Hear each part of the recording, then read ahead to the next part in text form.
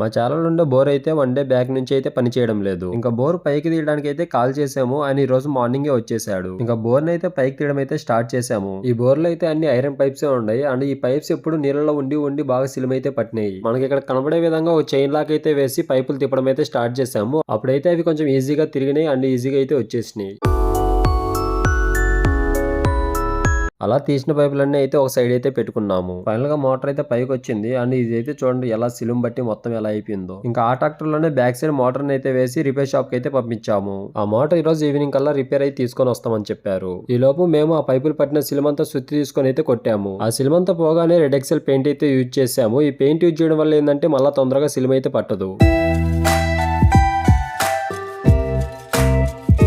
ఇదంతా అయిపోయేలోపు మోటార్ కూడా రిపేర్ చేసుకొని తీసుకొని వచ్చేసారు. ఇంకా మోటార్ దించేసి అందరం ఇంటికైతే వెళ్ళిపోయాము. ఈ రోజు వీడియో అయితే ఇది. ఇంకా ఎవరైతే మన ఛానల్ ని సబ్స్క్రైబ్ చేసుకునేది వెళ్ళి సబ్స్క్రైబ్ చేసుకొని thank you for watching this video.